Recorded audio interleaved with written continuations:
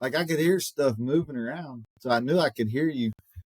Good thing I didn't have my shirt off and stuff, right? Well, yeah. I don't know. Maybe Maybe.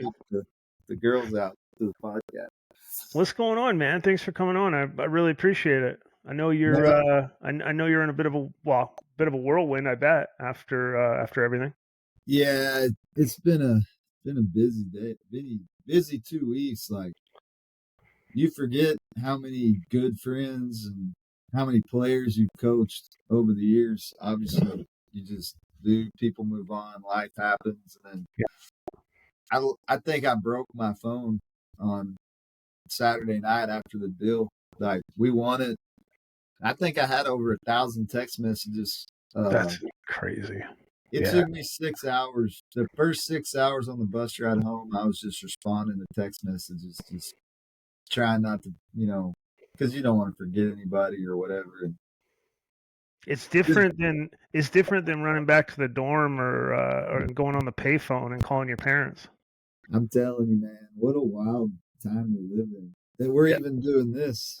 I Yeah, mean, yeah, I know. It's super cool, man. I mean, it's so for for everybody listening, Dusty Hart, head coach, Blinn Community College, they just took home the national championship, and it's kind of following the social media, and what a ride, man! What a ride that was! Like, what a blur that must have been that whole season. well, we were so good. We had such a good team, and gosh, we were underachieving at the beginning of the year, but you knew how talented we were. I mean, the talent was evident. And, we had finished fourth in the country in 2023, and we had basically 7 of our 9 starters back at one point, and the arms were better. Everything was better, Yeah. the depth in the bullpen. And so we kind of turned it around, but you want to talk about just peaking at the right time. Like we played good in conference, good enough to win the league, but it would be like taking 2 steps forward and then we'd take 3 steps back. Yeah. And so the deal in the World Series, I mean, I don't know I've ever seen an offense get that locked in for 6 straight games like they were. I mean, it was unbelievable to see those guys. There were some big numbers. There were some football scores. Well, and breaking records, and Grand Junction ain't no joke. Like the players that have played there in the past, and I mean, we're breaking records offensively that have been around for 20, 30, 40 years. Cool. Sometimes some of those you never thought would be broken. And yeah, you go back. I was on Wikipedia just looking. You see names like Adam LaRoche, and like you're seeing some dudes who've been through there. Oh yeah, it's such a great experience. I mean, yeah, I can't speak to Grand Junction it's a once in a lifetime experience as a baseball player, and I wish every team now at this point in my career, it's like you just want every player to experience that. Where probably early on in my career, I just wanted to go win. That was really all we cared about. And there's a lot more, probably me, I, a little bit more than it probably should have been. But, now it's just like, you just want every single player, just even if you don't win it, just to experience the thrill of playing in Grand Junction. It's really how many times you been there? I know you guys Grayson won in 2008. We won it in 2008. I played in it in 98, the first time that Grayson went. Yeah. So I got to play in it. Then, of course, I left and continued playing, and I think they won it again, or they won it for the first time in 99. 99 and 2000, yeah. Then I went back to Grayson as the assistant. 02 was my first year. I think we went 03, 04, 8, 11, 13. I don't know if we went. I feel like we went in 13. I can't remember. That's pretty sweet. That's pretty sweet. You lose track. Yeah, I mean, some of that was, it's. We've had so many good teams that didn't go. Yeah. I think is one of the things I don't know that people realize how hard it is to get to that place, Yeah. especially outside of Grand Junction. Or Well, out, how hard it is, talent wise, with all the players there, and the luck you have to have for everybody to stay healthy, for momentum to go your way, just for things to go right. honestly, the 2 years we won it, that's the thing that I remember being almost identical. Was just like you wrapped magic up in a bottle, Yeah. and it was just like everything we needed to go our way kind of went our way. And I can't. I mean, if I could, you'd recreate that feeling every year, of course. You, did you take your family? Oh yeah, they Yeah. went. They got to experience it, and If you got like hopefully, nine, you have to get like 9 hotel rooms for your family, or what? yeah, pretty much. We got two rooms, two connecting rooms, Uh-huh. and it's like having your own basketball team, which Yeah. is actually pretty cool now because they're old. I got two in college. Oh, I cool. got two in high school. Yeah. We got the little one. She's 7 going on 40 because she's Uh-huh. been around high schoolers and college kids basically her whole life. So she's the boss. That's We sweet. do everything she wants. Like we had her Yeah. birthday party in Grand Junction, and the Oh, team cool. got to sing her happy birthday on the No bus. kidding. Isn't that neat? My oldest is 15, and she's got to grow up around college baseball a little bit and summer ball and being around working at the park and just being around the vibe. And I have 2.5-year-old twin girls now too. Oh, Yeah. Oh yeah. Oh yeah. yeah. In it. Twins, I'm in it, bro. bless your heart. Yeah. I Yeah. just dropped them off. They just started school. Well, one's hard enough. I can't imagine two at the same time. Like, you Nah, know, dude, it's easier coaching like a fall roster of 80 than having 2 2-year-old twins. I don't wish twins on my worst enemy. Honestly. And I love kids, obviously. I've Yeah. got 5. I Uh-huh. mean, I could have 10 and I'd Yeah. be fine with it, but One at a just time. having two at the same time, oh my God. Yeah. Your life's over for 7 years. The Test first 7 years. your patience, bro. Test your patience. Yeah, no doubt. So I saw on your social media, you guys got hit with snow on the way up there. Yeah, so you fly into Denver, and Yeah. it's about a 4-hour drive, but you go up, basically up the Rocky Mountains, and then down the other side to get to Grand Junction. And I apologize if that's wrong, people in Colorado, if anybody's Colorado listening, but it's basically, I mean, you're up there, Yeah. and we were starting to get worried, like that they were going to close the highway Oh man. because there's like this cool mountain pass that you go through where they literally dug a tunnel out of a mountain. Like it's insane. Like Mm-hmm. it's probably the most beautiful drive in the United Yeah. States of America because it Yeah. follows the Colorado River, the road, the whole Yeah. way to Grand Junction. So Was there any dudes on your team who really never been out of state or what? that's a good question. I don't think so. If they did, they didn't say anything.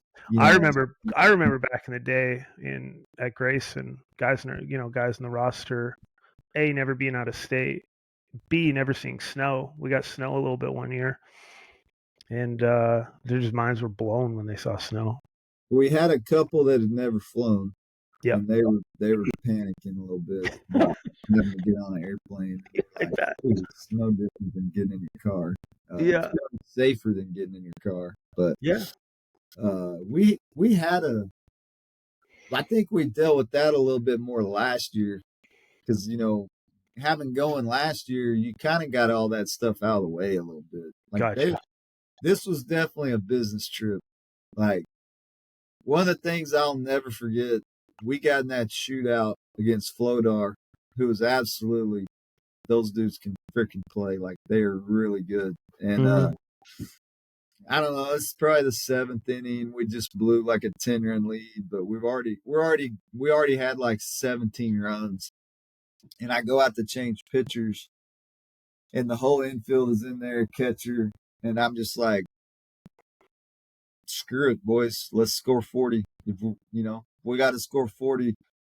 But at the looks in their eyes, they were to a T. Every one of them was like, all right, we're scoring 40, like whatever, and having been around the game, you blow a 10-run lead, and that we're losing now.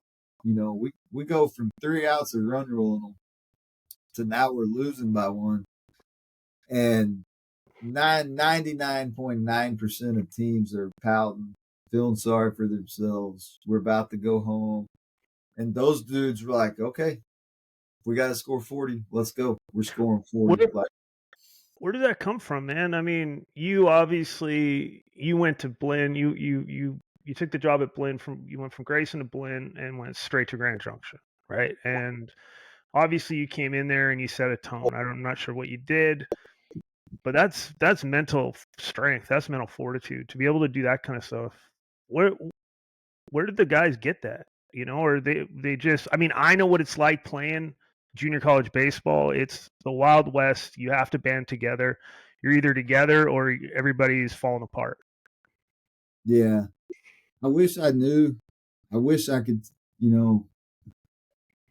I think part of it is me and the coaching staff. Yep. I have really good coaches, but and we're super competitive. So, and we've been doing it long enough. It's like, all right, they score 7, you score 8. That's just the ebb and flow of the game of baseball. Like it's the other team's job to score. Their job is the same job as yours, and I think it's something we talk about. It's something we work on. We distinguish pretty early on. We try to teach them like mental toughness is not I'm tough, I can beat you up, which a lot of people mistake it for that. Like they want to throw at guys after they hit a home run and pimp the bat. And yep. I think for us, it's like they know we treat them right first of all, so we can get on them when we need to get on them, but we also love on them. And I'm so competitive. Like I hate to lose, and I think they know. Like in the middle of the game, and heck, I tell them all the time, like I'm the last guy that's always right. I've screwed up as much as anybody. Some of my biggest mistakes have turned into, some of the best things that ever happened to me. But it was because, you learn from it and you're like, well, we ain't ever doing that again. We're going to do the opposite of that. And I do believe in manifestation, man. We talk about it. Like, I'm not kidding you. We have a big whiteboard with all our depth chart and all the stuff. And I wrote 2024 national champions. And then my assistant said, why don't you date that? So we know what date you wrote that. And I put it was January 8th was when I wrote it on the board. And, we talk about it a lot, that it takes way more than just talent to go win a national championship. Some of the best teams I've ever had didn't even get out of the regional tournament. Yeah. Yeah. I mean, we're talking on paper, right? Yeah. Yeah. Well, the best team to me that I ever coached, probably 2007 and 2013. 2007, 3 of my 4 conference starters ended up being big leaguers. Like every single player on the field, Big 12, SEC, and we went 1-2 in the regional and got beat by a big leaguer, a future big leaguer. At the time, we didn't know. And then 2013, same deal. Jacob Rain, Chris Sadberry, like we got dudes throwing 96, 97. Rain was an 8 or 9 year big leaguer with the Mets and just unbelievably loaded talent wise. And we lose the first game of the regional that year, go all the way back through to the championship, which is just, we played 4 9-inning doubleheaders in 2 days to get back to the final. And we just ran out of gas. We got lost in Midland, and Midland was really good that year. I think, we tell them these opportunities they don't come around in life very often, where you have a team that can actually win a national title. Most of those guys are going to schools that they're never going to Omaha. And, it's there's about 8 or 9 teams in the country that have a legitimate chance to go to Omaha, especially in today's game. And so when you're on a team that has that kind of ability and the talent levels that high, like it's almost a travesty if they don't get to Grand Junction and they don't make a run at that thing, because those guys, we got a lot of guys going to mid-major. We got a lot of guys going to Division I schools. Yeah. But there's only 4, I think. We got a guy going to LSU. We got a guy going to Mississippi State, South Carolina, Texas. But there's 45 guys out there, and I just threw 4 of them that are probably going to have a chance to go to Omaha. And the rest of them are never going to have an opportunity to do something like that again. So I think just talking about it and, really dissecting it with your guys and having them be a part of that process too. We want to create 40 leaders.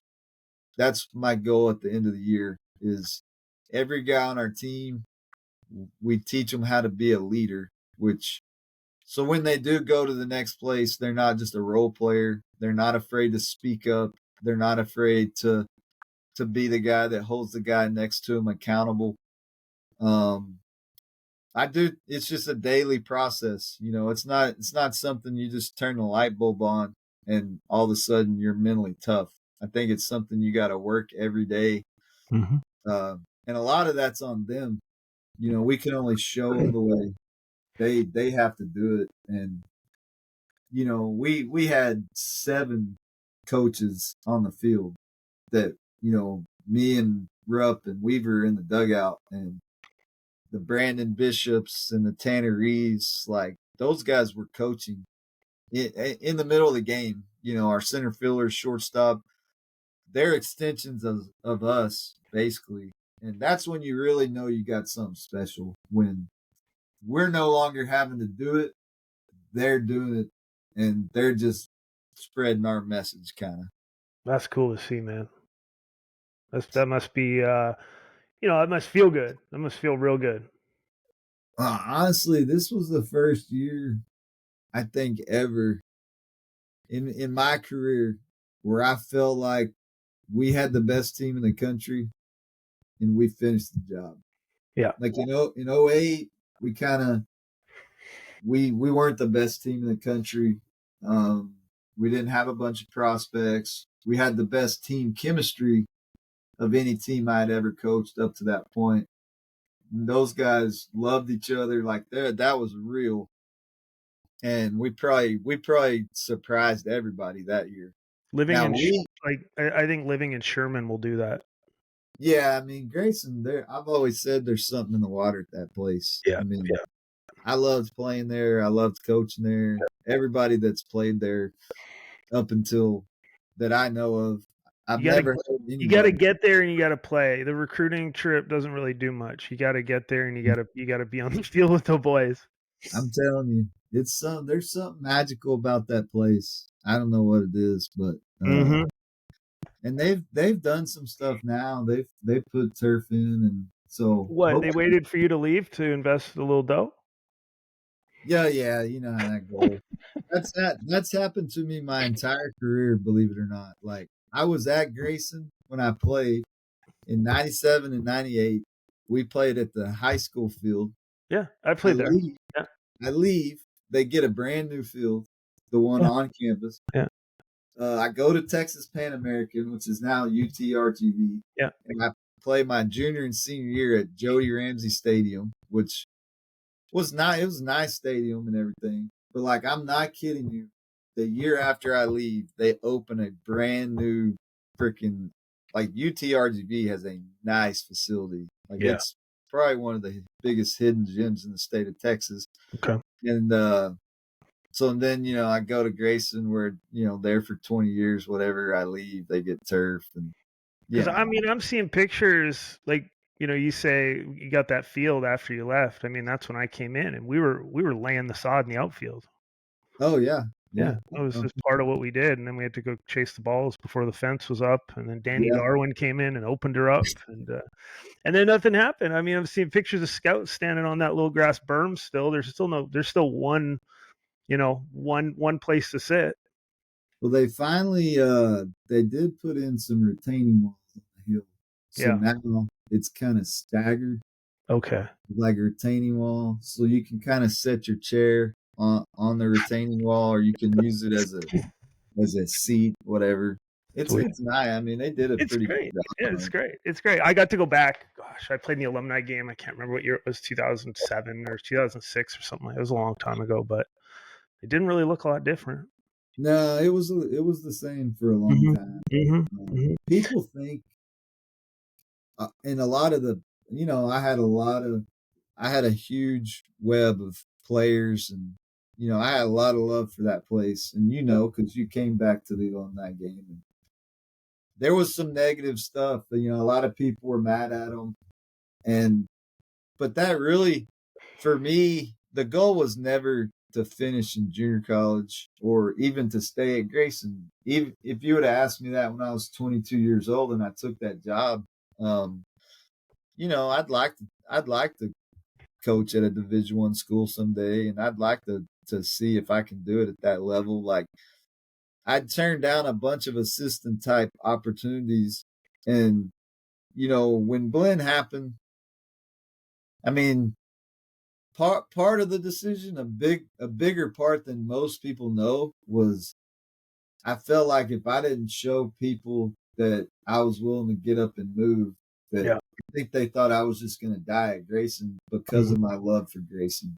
And there was a lot of people that, like, it was just time. I mean, dude, I'd been there for 22 years. I didn't even have. That's the only job that I had ever had, and Blinn, with what they kind of offered, like, it was hard to turn down. I mean, you weren't going to turn this place down. It's the Taj Mahal of junior college baseball. Like, the facilities, the president, the AD, they're locked in. Like, what do you need? And you tell them, and you kind of get it. So, I mean, from that standpoint, for me, it was like, I'm going to either retire here, and which I would have been fine with, honestly, like, because I love that place. And but at the same time, it was like, man, I want to do something else. Like, I feel like we had kind of hit. Me personally, had kind of done everything I could do at Grayson, and it was just time for me to kind of see the world in a different point of view. When did you take over as head coach at Grayson? 2005, fall of 2005. Okay. So my first spring on the field would have been 06.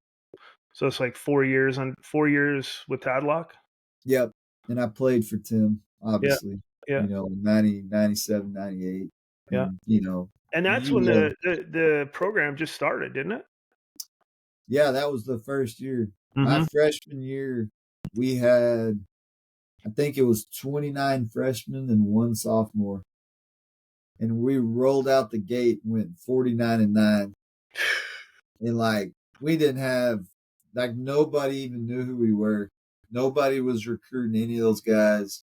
Greg Evans doesn't get a lot of credit. Tadlock gets, and rightfully so, because obviously Tim did a phenomenal job, and I love Tim Tadlock to death, having played for him and all that. But Greg Evans put the team together. He started the program. Well, he had some family stuff. Well, he ends up leaving at Christmas. So my freshman year at Grayson, 97, I played for him for one semester. Okay. But he had put that whole team, like, he had recruited that entire team, which was Cedric Hebert, Keith Dunn. Like, there were some good players on that team. Carlos Gotro. Tadlock comes in at Christmas. Yeah. And he brought a couple big pieces when he came in. Kyle Brunin.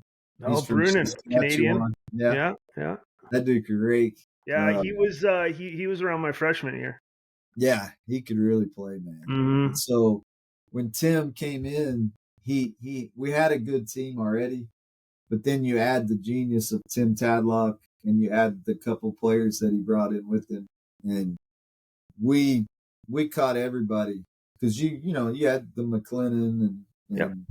and North Central was really good back then, and but they didn't expect a team that was first starting out to win the conference and go 49-9 right You out. know, Right it's out just it's just you know what when you're playing for a program that has like 4 helmets, 2 bats, and 1 set of catcher's gear, you figure it out. You know, you're not there for the gear, you're there to play. No, we got 2 T-shirts that Yeah, first fall. We got 2 T-shirts, and that was it. We that's had to it. buy our own cleats. We had to Mhm. buy our own turfs. Yep, You just use the glove you had. At yep, that point in time, we used our own bats. I don't even yep, know if the team bought bats. yep. No, we had our own bats, we had everything, man. It was, yeah, it was I don't know, man, it's so cool to look back at, you know, with everything going on with oven mitts and everything hanging out of pockets and guards on everything and, They where we got were some. at. You know, we our inter squad World Series and doing all that and just getting dirty with it. It was it was a cool era to play in. My 2 years at Grayson were the most fun I ever had playing as a player, Uh-huh. playing baseball.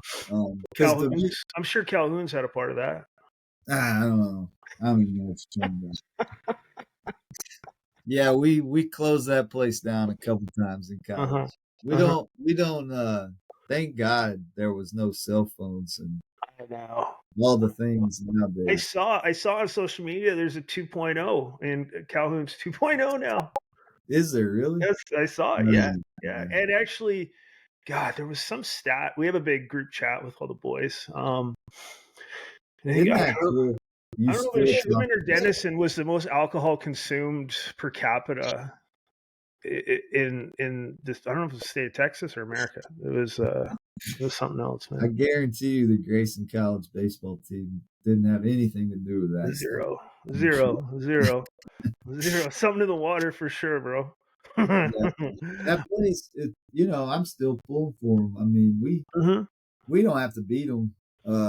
We would have to beat them in the World Series when Gotcha. it Yeah. counted.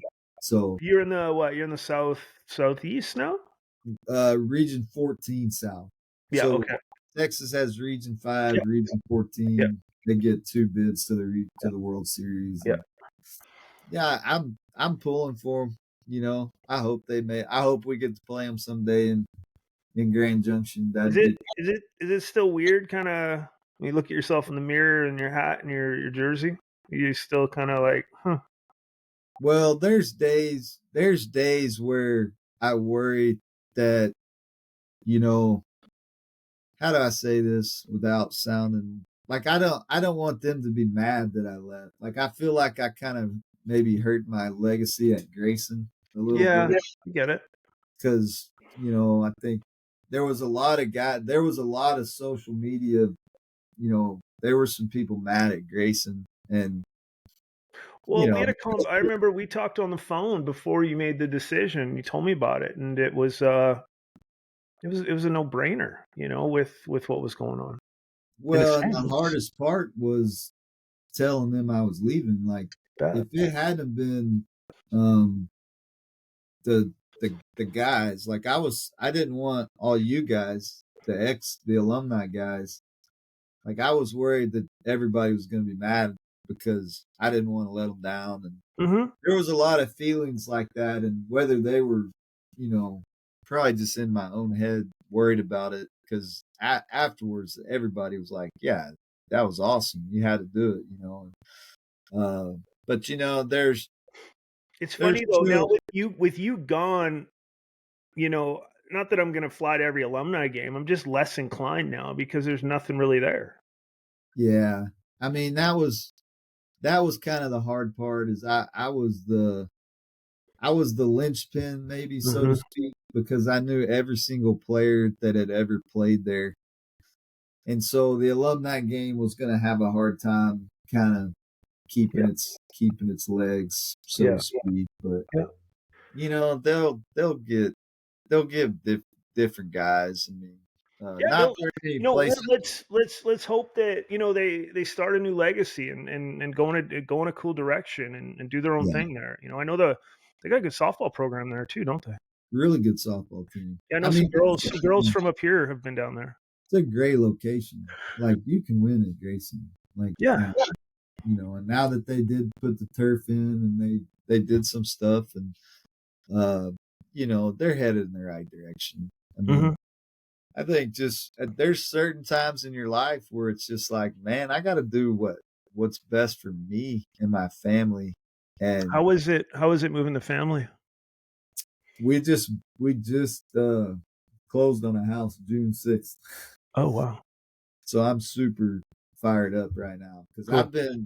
they've been in Sherman the last 2 years. I basically have driven 9 hours every weekend for 2 years. So I missed a lot of things. 2 years basically of my kids growing up, and Yeah. we just weren't in a place at the time. My wife has a really good job. Like there was some other things going on, and so I lived in the dorm the last 2 years at Blinn. So You're like Ronnie Thames. oh yeah, Ronnie. There you go. There's a name from the past. Still talk to that dude too, man. Cool, He's man. texting me all the time, but Yeah. yeah, I'm excited to get them down here. I know my kids are kind of scared but excited. They don't know. They went to Sherman kindergarten, Yeah. so they're but what they don't and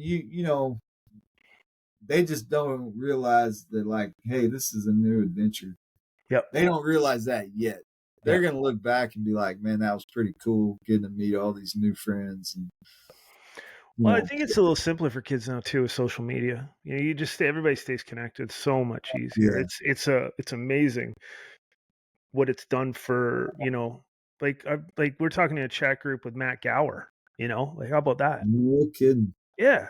It's like who'd have thought Gower would be on social media or That's texting? one guy I haven't talked to in 20 years. I'll give you his number, He's man. yeah, he's He's a beauty. But that guy's freaking good. so I started this podcast. It's more for it's just for baseball people, high school kids to listen to more or less because especially up here in Canada, a lot of kids just don't know what's going on in the baseball world. They have unrealistic expectations. In my mental performance work, I do a lot of goal setting with them. Right? We're like, okay, what's your goal? Where do you want to be? Talking to a 13 or 14-year old. And they're always like, well, I want to go to Vanderbilt. I want to go to, LSU. I'm like, oh, okay. So Okay, do I. cool. Cool. Awesome. Set it high. Set it real high. Right. But do you know what that means? Like, do you understand that? And, I'm getting great guests on. I got Chase coming on tomorrow. Yeah. Yeah, Chase will be good. That Chase, guy freaking absolutely. Absolutely. I got KT coming on. dude. Yeah. We were spoiled with those dudes. I know. I'm trying to get a hold of Lackey. It's like I got Dude, got just connections, man. It's so cool. But again, going back to what I'm saying, and especially down where you are, the maze that kids and parents have to go through now with travel ball, with should I do this camp? Should I do 9 perfect game events in 3 weeks? And is my velo high enough? And it's basically want to get, I'm is going to kind of turn this into some questions for you just to get some okay. feedback for kids is um what do you see, you know, the big challenge right now, not the challenge, what where are you looking for recruits? Like where are you recruiting right now? Well, I think that's the hard part is nobody knows like the climate that we're in college baseball with the portal and I they've was I just was, talk, I was talking to a buddy who's in Tacoma. He said he was in the portal on Monday and there was like 4,200 kids in there. it's crazy. And the thing is they just changed that rule to where technically you could play at Arkansas as a freshman, Texas Tech as a sophomore, Tennessee as a junior, and LSU as a senior. Yeah. And there's no repercussions for that. So if you're a stud at any of those places, they can come in and offer you this amount of money. You go play, you have another good year, then the next school that's willing to pay you even more could. Now that's theoretically. And we're talking cash money. Like here's some cash, bro. Yeah, like Yeah. 100 grand. Yeah. Like, I don't think that's happened yet. But Not in baseball, not in baseball, but I mean, I how can much see it happening. how much how much does a quarterback at UT make now? Oh, dude, I don't know for sure, but the numbers I've heard are just insane. And he didn't even play. The Archie Manning kid, like, and what a talented kid. And then for him to stay, I do think for him to stay there shows a lot about, like, he's probably going to be pretty special for him when he does get on the field. But no, I mean, for us, our network is big. Like when you call me about a guy, because we can't see. I'm not going to Canada anytime soon, probably, especially on the West Coast, to go see a baseball player. So I think networks are huge. We go to a lot of games all the time. I mean, all summer we're at games. Are you going out of state? Are you going to the Arizona tournaments or anything like that? We don't typically, just because, man, I've been to those things so many times, and I end up watching the same teams. Like, I follow the Texas teams around because geographically, we're probably going to get most Texas kids. Well, it makes sense financially too, right? Well, that's the thing. Like, if you find a kid from wherever, Georgia, that you love and is a stud, like, that's going to cost you a full scholarship. Yep. Where you might get a kid close to that talent level in Texas, where you might could get him for 50% or even a walk on. I mean, which, by the way, that's the biggest myth in all, is that, at least at our place, like, the walk-ons are the difference makers. I mean, the guys, everybody's scholarship guys are pretty good. Where you separate yourself is the guys that are willing to pay for their school and still come to Blinn. Like, if you can get some really good studs to come and pay, or even pay a little bit, that's really how you separate yourself. Because everybody's got 24 guys on scholarship. That's it. That's the marker. That's a hard number, and that's set by the national office. So you got 40 kids. Are those other 16 kids, are they going to be dudes, or are they just going to be bodies that you're like, hey, they're willing to pay for their school? We need the depth. And how many guys you bring in the fall? We try to keep it between 40 and 60. Okay, so little on the lower side, I guess, for 60 is too high. Yeah. I mean, it's crazy because the numbers have shot up the last couple of years because there's so many good players that are available. And, if somebody reaches out to you and they're a good player, and they're like, Coach, I need a place. Like, I physically need a place to play. You're not going to tell them no for the most part, especially if you like them and you think they're pretty good players. So 2 years ago, we shot up, and it's all because of that portal. There's 4,000 kids or whatever in the portal. They're all looking for a place to play. The high school kids are the ones that are really getting punched in the mouth because they're sitting there waiting potentially for their dream school, and they're saying no to you early, and then their dream school doesn't call, and then they got to come back. Well, the hard part, and I think the part not that Blinn's not a dream school. No, I get it, but no, I'm not unrealistic about this deal. Like, there's not 8-year-olds growing up dreaming of playing at Blinn College. Like, not yet. You know what I mean, though. Like, they want to go to Vanderbilt, Texas, the whole deal. I think the biggest misconception, or the part that a lot of high school kids fail to realize, is Vanderbilt ain't Vanderbilt because they're getting bad players. So, like, you got these Under Armour All-American, just absolutely stud, the best of the best. And then you're stacking 4 years of those guys. Like the seniors at Vanderbilt, they were the best of the best in high school. Mm-hmm. So not only are they the Under Armour All-American, the perfect game All-American, those dudes that everybody wants, they're also 22, 23 years old. Yep. And so you're stacking 4 of those dudes. And like you've got dudes right now. Some of the guys you've told me about, I'm going, yeah, we'll take that guy right now. Like he's a Mm-hmm. stud. Mm-hmm. But is Vanderbilt going to take that guy right now?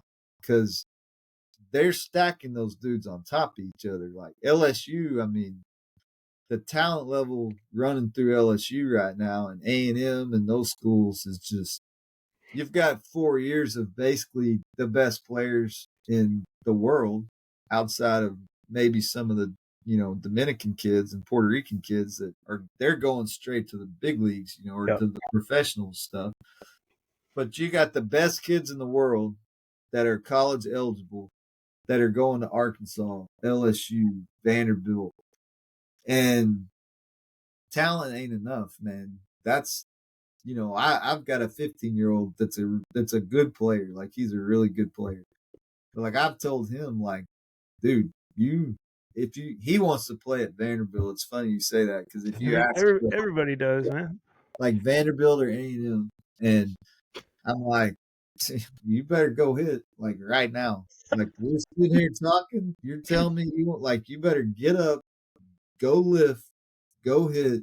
Like if you want to play at those schools, it's a lifestyle, man. You better be hitting 4 hours a day. And as soon as you're done hitting, you better be going to take ground balls for another hour, 2 hours. Then you better be in the weight room for 2 hours. And we're talking a 15-year-old kid. Like, how many 15-year-old kids are doing that on there? And it needs to be their choice. On their own, without somebody on them. It's got to, yeah. I mean, up here, I mean, that's what it's like in hockey. But when you're talking baseball, I mean, I started a college program up here, and the high school or the freshmen I had, it was like getting high school freshmen in. They're just, everybody's undersized here. Nobody lifts. Yeah. And for them to even get to a Blinn or a Grayson or anywhere, they have to treat it like that up here, because that's what, that's where it's going. I mean, Yeah. you're seeing dude like, I mean, I remember talking to you about a kid a couple years ago, and we're talking, numbers like, if he's not sitting at this number, like, It's just tough. it's tough. It's tough. And I You don't want sent that high school kid down there a few years ago to go play and experience it, and he realized, he's like, man, like I am not special down there. well, and the hard part, you or me personally, like Mm-hmm. I don't want to get a kid in a bad situation. Mm-hmm. Like it doesn't do us any good to have a kid that's not the level of player that we're looking for. It certainly doesn't do him any good. Like how miserable is it to be somewhere where you step on the field and you have absolutely no chance to play? Like Yeah. you're not going to work, you're not going to do the things you need to do Yeah. to get to where you want to go. And I mean, it's that's where you know that's the hardest part because a lot of times some of my favorite guys that I've ever coached never played hardly at all for me. Mm-hmm. You really do love the guys that are in your dugout for the most part. I mean, Mm-hmm. you always have the guys that are bad kids or not good people or smart Alex or whatever. And those guys, I mean, they're cutting their own throat before they even get on the field, Mm-hmm. and that's something we tell our guys all the time. The biggest travesty in any player's career is for something outside of the white lines to keep you from achieving your dreams or where you want to go. Like you are a good enough player to go play in the SEC or the Big 12, but you don't do your stuff in the class. You got a couple MIPs or whatever. You get kicked out of the dorm. You're not going to South Carolina. You're No. not going to Arkansas. I mean, there's outliers. I mean, if you're throwing 100, maybe you get away with some stuff like that, but that stuff's gonna catch up with you. I mean, you might get away with it in college. You get to double A when everybody's throwing 100. And one thing that always stuck with me, one year when Lackey was at the alumni game, which he used to come to all the alumni games, and we had a conversation, and I don't even know if he'll remember this conversation, but he just made a statement, and he said, this was towards the end of his career. He's 33, which is it's old by baseball, Yep. young by everything else. And he said, every year at spring training, I show up and there's 40, 18, 19, 20-year-olds that I've never even heard of.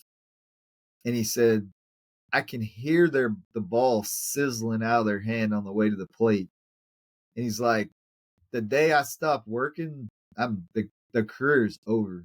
Yeah. Like, you're done. And he's like, that's every single year. Those guys are trying to take his job from him. So, I mean, Lackey, what if, to stick in the big leagues as long as that dude did, that's just amazing. He's up there on all-time strikeouts. Like he's on a list. He's on lists. It's wild, and it's flown by. But what you say about Lackey holds true with, KT, with Chase, with, I don't know if you remember Brandon Fahey.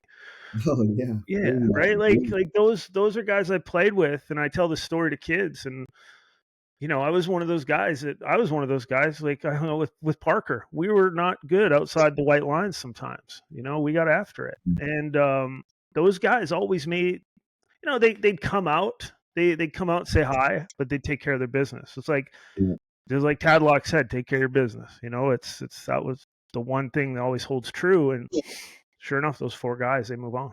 Right. No, there's definitely, you have to make a choice to be those guys. Like, damn well they wanted to come out and get after it and have fun and go chase girls and drink beer and do all the things that you do in college. And it's a choice. Their goal was to be a lot better than we were at baseball. And, they made that choice. And like, I don't think there's anything wrong with that, making that decision, like, but just understand that you are not going to get to where you want to go in the baseball world if you don't do what it takes. I love the Nick Saban, it takes what it takes. That's probably my favorite quote of any coach in any deals. Like, it takes what it takes. If you want to be a stud, it takes what it takes. You can't be going out drinking and chasing girls, and you better be focused on your task and focused on your goal every day. I think especially now, it just seems like there's more players. And this, as I was in the scouting world for a bit, that 20 to 80 scale is changing every year. It's going up. It's going up. It's going up. It's going up. Well, the training now is, in the last 20 years, we've gone from, we didn't even lift. My freshman and sophomore year at college, like, we had no team lifting. Like, we just literally showed up, we played baseball every day, we hit it hard at night. Like, we used to play the men's basketball team and almost beat them. And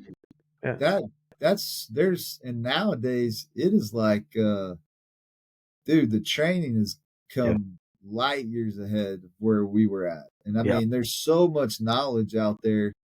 Like, I wish I could have played now, honestly, when I had access to some of the stuff on Twitter. Now, some of that stuff is dangerous. You got to really figure out, who you're listening to, because I'm telling you, I've seen firsthand some of that stuff has ruined careers pretty quick. You talking the tread, the drive line, all this stuff, or what? I've seen tread that turned some careers around. I've seen drive line. I think more for hitters. Okay. I think some of the hitting stuff out there, like Teacher Man.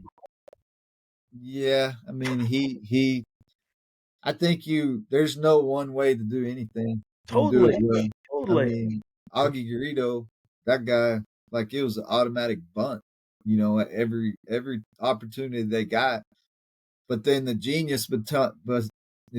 the genius of Augie was he'd get you thinking that they were going to bunt every time, and then all of a sudden he didn't bunt. Yeah. That was the genius of Augie. Because Different game, way different game clearly, back then, though, right?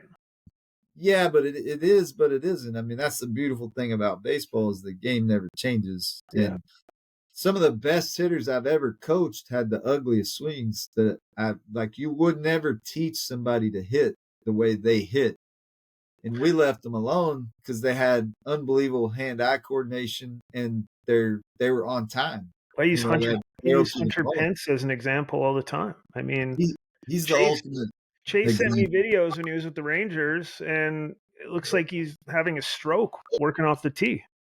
Yeah, no, he's the ultimate example of a guy that not one hitting coach No, ever would teach a kid to hit like Hunter Pence. And no. so I just think you have to really know who you are. I won't even say the stuff like teacher man, his like clearly his stuff works for Aaron Judge. Mm-hmm. Clearly. I mean, Aaron Judge has come out and said, I use teacher man. He yeah. Well, he's 6'7", 260. He can pop balls up to right and hit home runs. Yeah. And I've had guys that are trying to emulate that are 5'9" and can't even hit a home run in BP, Yeah. but they can run. Mm-hmm. They're really fast. There's a tool set that they have that can help you win if they become the best at it. Yeah. And that's really, I think, the thing. Like you have to figure out what tools God gave you and try to make those the best that you can. Like if you can run, if you can really bunt, and I'm talking like drop of a hat, your bunt per hit, like I can win with that. Like Yeah. you give me a guy like that, we can win with that. We can hit and run, we can steal bases, we can do whatever. As a Are coach, you looking for that in high school recruits? Is what is that one tool that stands out? we just look for the best players we can find. Who What are you basing that on? Are you basing that on numbers? Are you basing that on what you see, or I mean, it's I coached college summer ball, so I'm drawing from all over the country, and I was recruiting, and you getting recruiters going, yeah, he's a great kid, he's strong, he's this, he's that, and it's like, well, he's hitting 180 though. yeah. Numbers play a part, I think. I do think analytics and the numbers do play a part. But then they can trick you too. I mean, that's kind of the beautiful thing about baseball is there's no one way. And I don't even know sometimes I don't even know how we get the players we get. Hmm. But I just think you're looking for a certain physicality. You're looking for a certain something you can't teach. Yeah. That would probably be my biggest thing is like, man, you can't teach that. You can't teach that bat speed. You can't teach that speed. You can't teach that arm strength. Um, if they have that one or two tools that you can't teach, Yeah. then it's like, okay, we can mold the rest of it and we can try to develop that tool to the best that we can. And so um the hard part for the high school kid right now is figuring out a way to stand out. Like how Yeah. do you go to a showcase or how do you stand out in a game? And like for me in a game, it's not that hard. Like you go watch any game and literally compete, don't strike out, have 7, 8, 9, 10, 12 pitch at bats. You see balls in the dirt, you're standing on second, you're standing on third. Like you can play hard and do none of that stuff.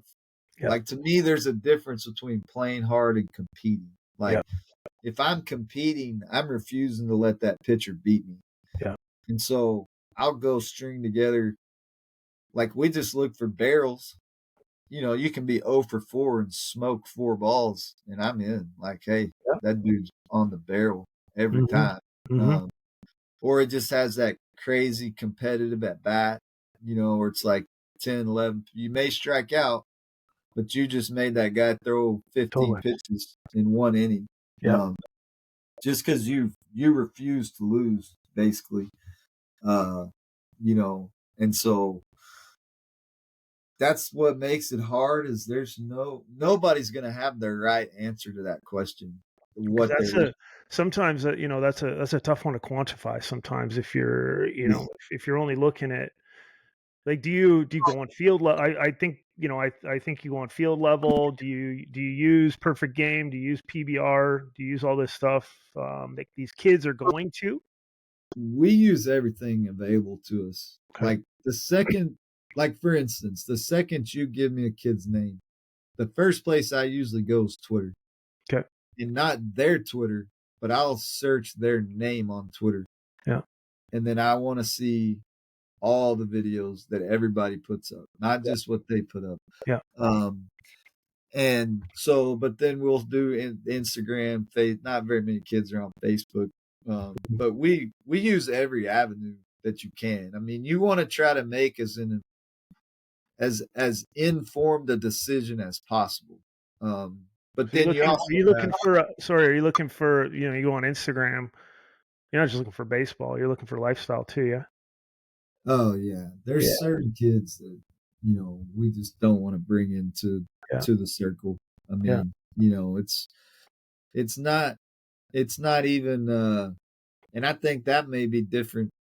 There may be some people that they may like a kid because he's pimping pimping balls and doing all this stuff. Like for Mhm. me, I tell the first meeting of the year with the hitters, I tell them like I don't care. Like I'm about winning. Whatever we got to do to win. Like to me, you pimp a home run, whatever. Like you don't kick a sleeping dog. You got like a 7-run lead. To me, why give them a reason to come back and beat your butt? You know That's what I the mean? scary Like thing now is you go on social media and it's just bat flips, there's bat flip channels, and it's everywhere. it's tough. It's tough. I think like I don't even mind. Like it drives me nuts because it's just not what we were brought up. But Yeah. at the same time, like there's going to be some of that in today's game. So it's either adapt or Yep. die, Yep. right? So there is a little give and take, but I think the biggest part for us is we when we talk to them and tell them we don't want them doing that, it's not just don't do it. It's we don't want you to do it, but here's why. Mhm. We're playing the team in the regional in 2015, I think. I got the best closer that's ever pitched for me. We got a 5-3 lead in the 8th. We have to get 6 outs to win this game. We hit a 3-run home run to go up 8-3, and the guy killed it. Like he hits it over the friggin' like he hits it to the moon, right? Mhm. He does the deal. He walks. He gets halfway. He flips the bat. Takes 2 minutes to get around the bases. They're going crazy. I'm like, awesome, right? It's 8-3. I'm telling you, I was coaching third. So their entire team comes off the field and they're running by me. And all I hear is, screw these dudes. Mhm. This is a PG version because we're on Yeah, yeah. recording. So Yeah. it ain't screw these dudes. It's Yeah. F these guys. We're gonna F and whatever. Like you could tell, like they were pissed, man. And sure enough, they came back and beat us, man. Like, and it was like there was nothing we could do about it. Like the leadoff guy goes up there and hits a jack. They go like double jack walk, like, and Momentum, this guy baby. pitching's like 95 with a freaking nasty slider. Like he Mhm. pitched Texas Tech to Omaha 2 years in a row. Yeah. And this is junior college. We give him a 5-run lead with 6 outs. And they were just And I've been on the other side of that too. In 2011, we were playing Howard to go to Grand Junction. They hit a 3-run home run in a 3-3 game fairly late, like 6th inning. They basically dogpiled at the plate almost, and They had won. I'll never forget our guys coming in the dugout going, let's go. F Yeah. these guys. Like, Yeah. and you didn't even give them a chance to feel sorry for themselves or for them to realize, like, dude, we just gave up a 3-run bomb in the 7th inning. Yeah. We only have 9 outs. Like, I swear on my life, and I've talked to the coach at Howard since then. I'm like, had your guy just put his head down and run around the bases, touch the plate, gone in the dugout, you guys probably beat us. Y'all probably beat us that game. Like, it's probably game over.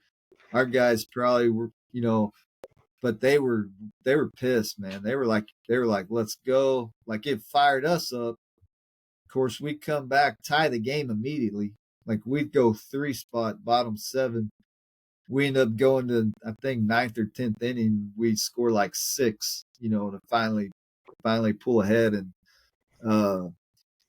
so for me, it's just I'm very, like, there is one thing on my mind, and that's we're gonna do whatever we got to do to win this game.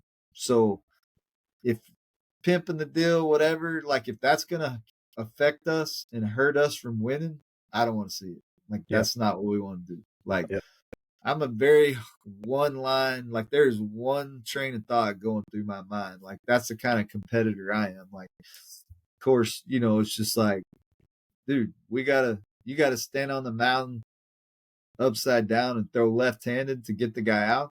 Then stand on the mountain upside down left-handed and get the guy out. Like, I don't care. Like, it doesn't matter to me. I don't care if you've got the ugliest swing in the world. I don't care if you've got the best swing in the world. I don't care if you're 5'5", 6. Like, it just doesn't matter.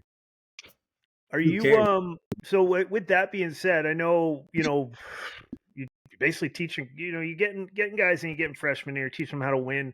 Developmentally, are you working on anything development wise, player development wise physically, or is it more, obviously working on swings, working on things, but how deep does it go for you guys? Are you guys rap soto going over spin rates? Are you, Yeah.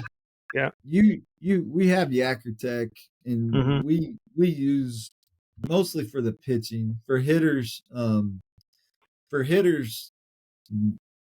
we're always, you're always working on swings, and Mm-hmm. that's an everyday thing, right? But I think for us, it starts with approach first. Yeah. Um, getting good pitches to hit, and that's the biggest thing for me as a hitter. Like, if every time you swing the bat, it's a pitch you can hammer, Mm-hmm. your success is going to shoot up, And so early in counts, we're looking to do damage, until you get 2 strikes. Yep. You're on offense, right? We're not playing defense. Like, I see a lot of young hitters that are taught to make contact, and that's not necessarily right. Like, we don't want you butt out chasing a slider and rolling over to the shortstop. Yeah. That's not what we're trying to do. Like, I would rather you take your swing, get your swing off, and swing through that pitch. And now All it's day. just 0-1. All day. And I All day. might hit a double on the next pitch. I mean, all day. I mean, that's, again, I think that's, something that's not talked about up here a lot is, throws your curveball and you lean out and reach for it and ground ball to shortstop. And it's like, wouldn't you rather just swing through that? But it's Swing not through it. Yeah. something that's taught up here, Unless especially. you're sitting on it. Oh, yeah. You know what I Of course. mean? Unless you're 2 at bats in and the guy's Bryce hanging. Harper and you sit on curveballs for a pitch, right? Yeah. Yeah. Like, you're sitting on a first pitch curveball and he hangs you on. Like, yeah, absolutely. Yeah. I think it's just the damage part. Like, we're looking to do damage. Yeah. And if it is your 3rd at bat and he started you off the first 2 at bats with a hanging, like, get me over curveball for strike 1, that's not guessing. No. Like, you've got some data there to justify why you would get in the box and sit on a first pitch curveball. Do you guys But track that? Do you guys track that in game? You guys got anything oh, going on in the road? Yeah, yeah. yeah, we're tracking every pitch. You're And dialed in. and then having the discipline though, like, okay, so my first two at bats, he's thrown me the get me over curveball for strike one. The third at bat, I'm gonna go sit on a first pitch curveball. But do I have the discipline to take if he throws me a first pitch fastball? Like I may put a decent swing on that pitch and Yeah, I might get a hit, but can I actually do damage yeah. if I'm sitting on a first pitch curveball? Am I going to do damage on a first pitch fastball because I'm not sitting on it? Like I might, Yeah, you're not catch. catching it out. You're not catching it out front. Right, You're getting it deep. You're going oppo. You're hitting your single. right. So Yep. I think that's the big key is like, dude, you're looking for a pitch that you can do damage on Yeah. early in the count, and then when you get two strikes, it just becomes a battle of wills. Like Mhm. refusing to let that guy strike me out. Like no Yeah. matter what happens, I'm not striking out. And I'm gonna have to cut my swing down. I'm Yeah. probably not gonna hit a double. I'm probably not gonna hit a bomb. But like, you know, there's guys that you can talk to them till they're blue in the face, and they're not gonna change their swing with two strikes. They may choke up a little bit, they may spread out a little bit, but it's still the same bat speed. It's still the same bat intent. Yeah. Like that's easy for me to see. Like your two strike swing should be 50 or 60% effort. Hmm. Maybe it's just not the same swing, right? Yep. It's Yeah. a controlled. I'm still going to try to put a good swing on the ball, but I'm not going to let that guy strike me out either. You guys working on that? Are you guys pounding that home?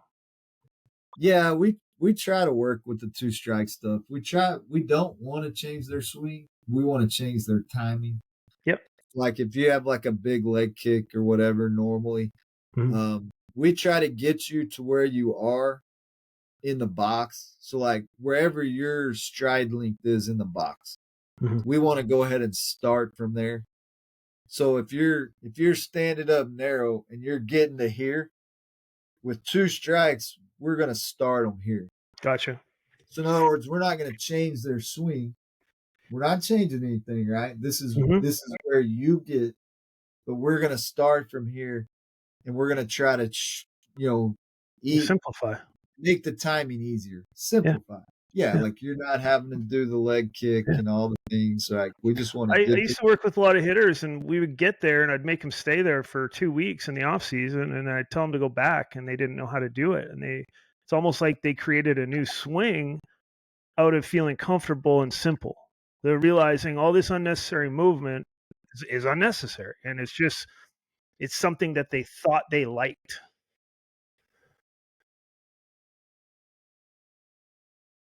Yeah.